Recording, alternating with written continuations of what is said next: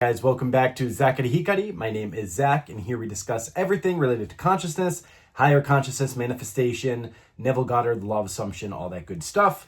Before I start, if you guys want to work with me, all my information is in the description box below. Okay. So this is a highly requested video. A lot of you guys have been asking me to do a video on money and financial wealth and financial freedom. And I was really kind of thinking how I wanted to go about this video. Maybe I'll do a quote from Neville Goddard to open it up and phrase the video. But honestly, this is one of the things that it's financial freedom and manifesting money, wealth, whatever, is probably the thing that I most quickly felt comfortable with. As many of you guys know, I work in executive recruitment in Tokyo. It's going to be my 10th year this year, and I've done this for a long time. So when you're working in a job where you can see immediate results on the other side, right? Because I'm not selling a product. I'm really working with people on both sides. The candidate's looking for a job, the client's looking for the candidate. And based on where I am in awareness, and it's like a masterclass in learning how to use the law and see how people's consciousness and their reflection, or the reflection, I should say, changes when you change yourself. It really is quite simple. Honestly, this is quite simple, and it's the same lesson for everything. Manifesting money, I just always created the belief money is the easiest thing to manifest. The less I work, the more money I make. My business is always booming. Money flows to me easily and effortlessly. One of my favorite, I was a big affirmer when it came to money, not really much of a visualizer, though I did visualize my promotion. I visualized certain things happening to me. But I always just kept telling the story regardless of what I was seeing on the outside, right? And I went from $800, less than $800 in my bank account, to owning a house in the middle of, one of the most up-and-coming areas of Tokyo. So I feel like I can speak with a lot of authority on this. And this is something that, I didn't start this channel till I had success for about 4 years, because I didn't feel like I wanted to start teaching it till I really had convinced myself. And then once I got bonuses at work, and then I became top biller, and then I was this, and I was that, and it kept going from success to success to success.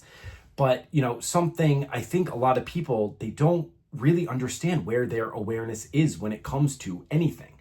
But when it comes to money especially, it's like, are you constantly, you can't, again, this is going to come down to everything. You're either in the fulfillment of your desire and the end of what you want, in the wish fulfilled, in that state of consciousness, or you're in the state of consciousness of fear or lack, or what you don't have, or the need, or the want, the attachment, whatever you want to call it, right? So if you're constantly looking at your bank account, if every time a bill comes in, you're freaking out because you feel like you don't have enough, or every time another expense comes in, or there's something that you want, you feel like you can't have it, you telling that story or acknowledging that that's even a possibility for your life at any point in time is literally keeping you in that state of consciousness. Like, I don't know how else to put it any other way. When you look outside of the 3D, your 3D reality is a legitimate reflection of where you've been occupying in a state of consciousness as imagination previously.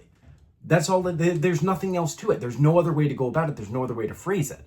So if you're seeing something out there of not having enough, of you don't have enough money, or you don't have enough money in the bank account, or you can't pay the bills, your awareness is literally on that. Like, every time you have to pay something, do you freak out? Do you get this like surge of anxiety and you think that there's not enough? When you're, my people out there who are affirming or they're trying to manifest winning the lottery or becoming a billionaire or whatever it is, like, do you look at this as something that is so far outside of you and you're not actually embodying or walking in it? One of my favorite things is I get the comments once in a while where people say, well, if you're a master manifester, why don't you just manifest being a billionaire? Because that's not really my desire. I'd be bored I'd just be bored. Like, that's not what I want to do. But if I have a bank account that hasn't gone down in years, isn't that the same thing? Like, I want it, I got it. It's kind of like just how I look at life. And I'm not ever constantly feeling in fear. I'm never in the lack. I'm just in the abundance of I am that abundance. Because remember, reality is reflecting you. That wealth that you're looking for, the money you're looking for, is you. It is literally you. And that's why if you look at my previous video, or one of the previous videos I did, I can't remember exactly which one it was, but I talked about really locating what is your true desire. Because if your true desire is just on a set amount of money. Will you get that money? Absolutely, yes, you can. But will that money leave again if you don't actually change the self-concept and the actual beliefs that you're having about money, about how you were raised, about what someone might have said to you, about all the shit you saw in the media and movies and how people view money in your socioeconomic class, whatever you want to call it? Is that something that you have operating in the back of your head that's literally keeping everything away from you? This all comes back to you. This comes back to your assumptions and your reflection. And that's never going to change, whether it's money, specific person, health, wealth, this, that, the other thing. It's all you. But when I'm talking about the true desire, when you locate that true desire, it's going to be much more easy to feel into it. Because if you're sitting there and you're affirming for money, but you don't really give a shit about the exact amount of money, you just want financial freedom, then go to that end. Right? Go to the end of the consciousness of being in that desired reality now, regardless of what you're seeing on the outside.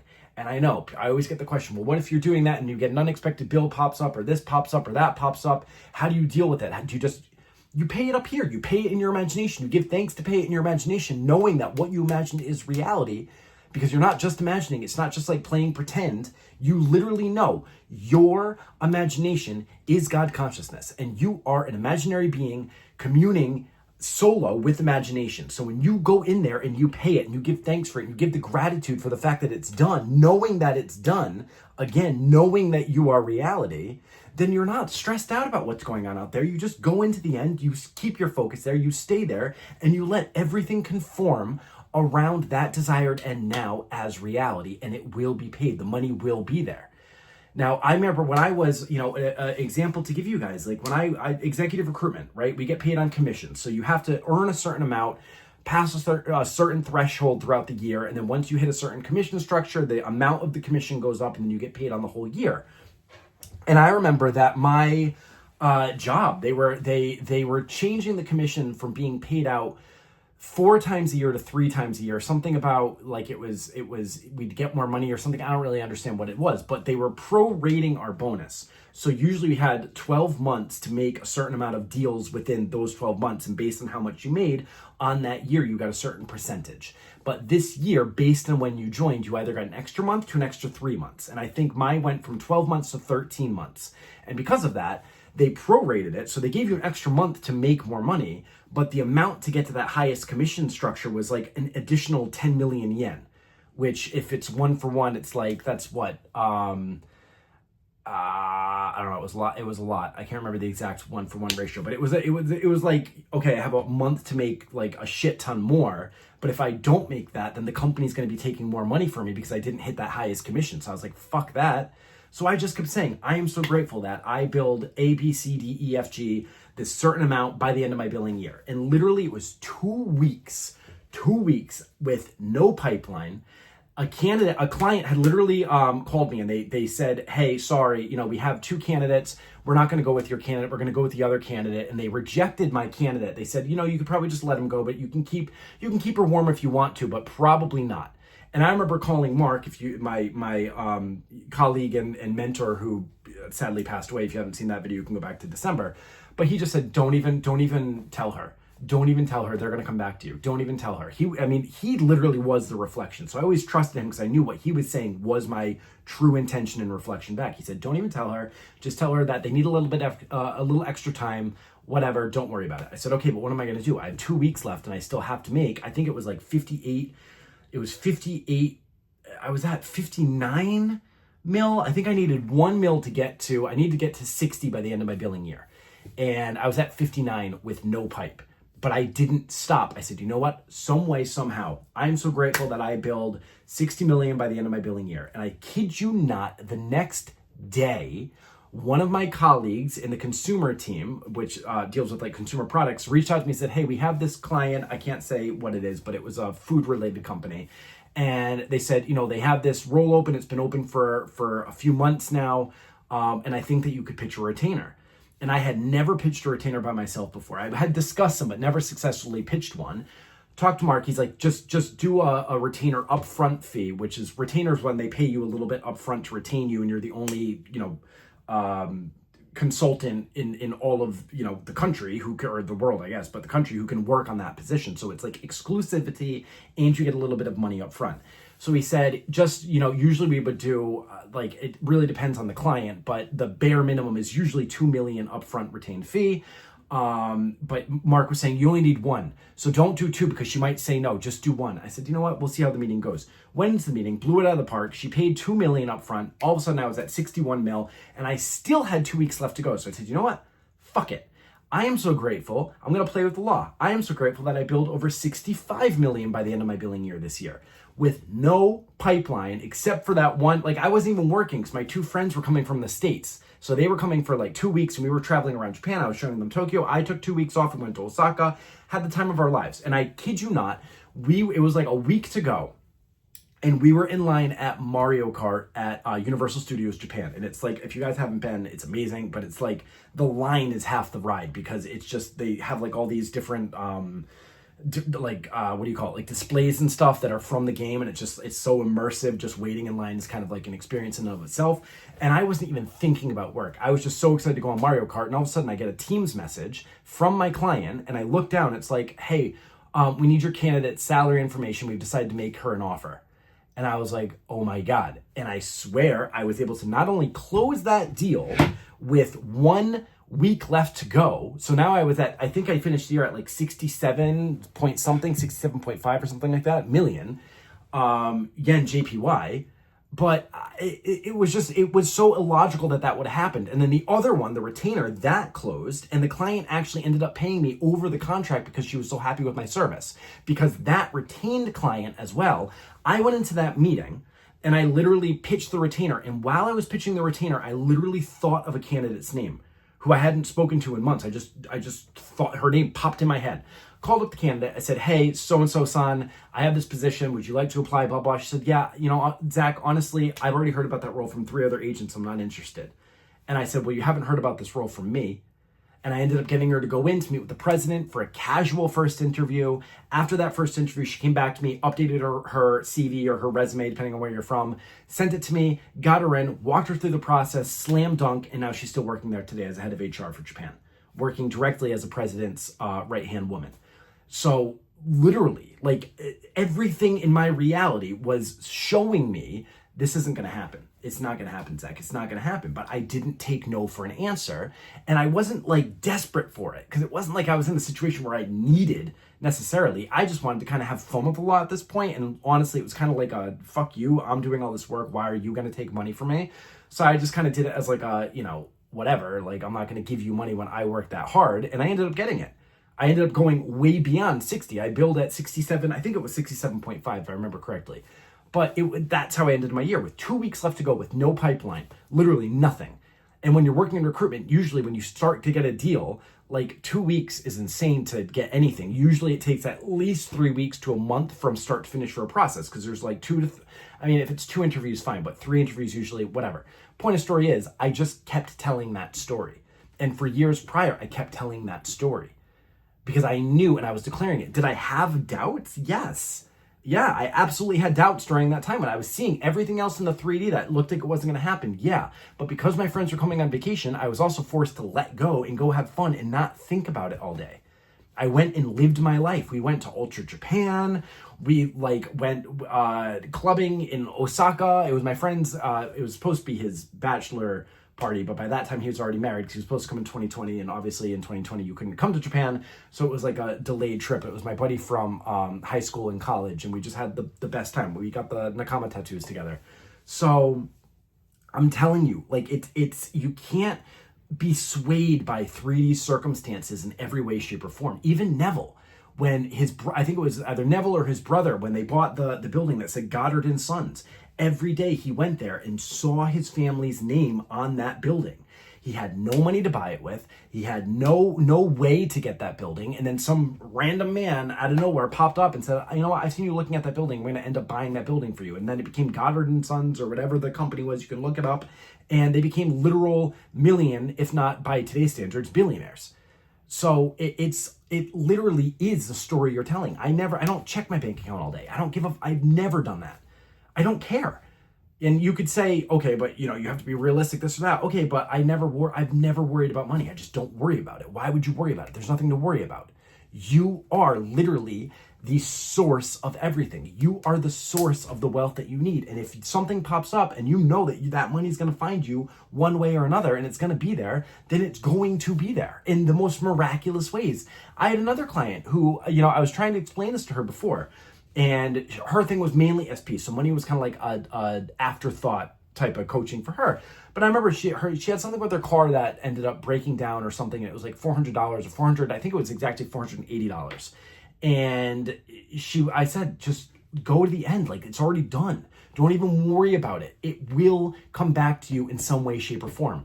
And all of a sudden, someone bought an art piece from her the next day for $500. It's not like you can't be linking reality thinking it has to come from this area or it has to be linked to this or these two things linked together. It will come because it's all one thing. So you let go of the how because it comes in different ways. There's another reason I get a lot of, I don't want to say I get a lot, but sometimes I get people reaching out and they're asking for like discounting on coaching and stuff like that. And the reason why I'll do, maybe a payment plan or something, but I don't discount because that's not, I paid for coaching for years. I did the courses, I did this, I did that, trying to figure it out and going from this coach to that coach, but no coach would ever give me a discount, ever. It was like, well, the yen is so weak. That was the story I was telling. The yen is weak and the dollar's strong and it's this, that, and the other thing, and I can't blah, blah, blah. And one coach said to me, they're like, if I did that for you, do you understand that you're literally starting off from a handicap of you're literally like, I'm giving you authority to tell a story that's limiting you to money. Like, you're literally telling a story you don't have enough. And I, as a coach who is supposed to be trying to guide your consciousness, am saying, yeah, okay, let me help you tell that story. No, you go to the end of what you want and you don't budge knowing that you are the money. It's not out there. It is you.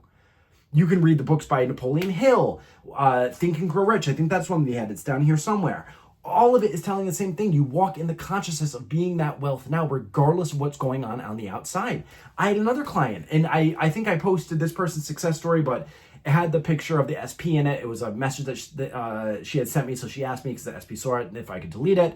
So I deleted the community post, but this literal client was manifesting her SP. Now they're together, and I think they're both in India.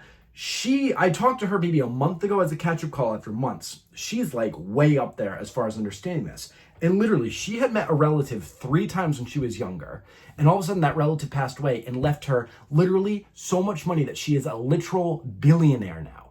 And her SP/boyfriend now, his family ran a business that he wasn't even aware of. And now they're like, we need you to take over this business. Also a billionaire. So now these 2 people who didn't think they had money are now literal billionaires, because they went into that consciousness and let the world take care of it for them. But all the people who are, again, it's the same thing as an SP. When you're needing it and striving for it and wanting it, and it's like, it's the one thing that's gonna save you, you're pushing it away from you. The law is the same. It's the law of being. It's not the law of trying. It's not the law of struggling. It's not the law of trying to fight any one reality that you're in. It's the law of literally moving in and walking in the consciousness of being that person out and letting everything else that is unlike your desire conform around the story you're telling now. And that is it. There's nothing else to do. There's no one else to be. There's nothing else to strive for. All right? However, oftentimes when you say this, your automatic thoughts from the state of consciousness that you've been dwelling in your entire life it's going to seem like it's fighting you, even though it's not really fighting you. But if you need help bringing that awareness of what you have been telling yourself, that story, to the conscious light of awareness and moving back into your center to know yourself as reality, reach out. That's why I'm here. All right, that's the whole reason why I'm doing coaching, is I want people to fully understand this in the quickest time possible, okay? If you want a little bit of extra handholding, I do the coaching the texting packages as well. I'm gonna have to take that or put a pause on that soon because it's almost completely filled up. But if you guys want to sneak in for one of the, I think I have like two people or slots open left right now for the text packaging coaching. And after that fills, we're gonna have to put a pause on it until somebody ends it again. But if you guys want to do calls, whatever, jump on them here.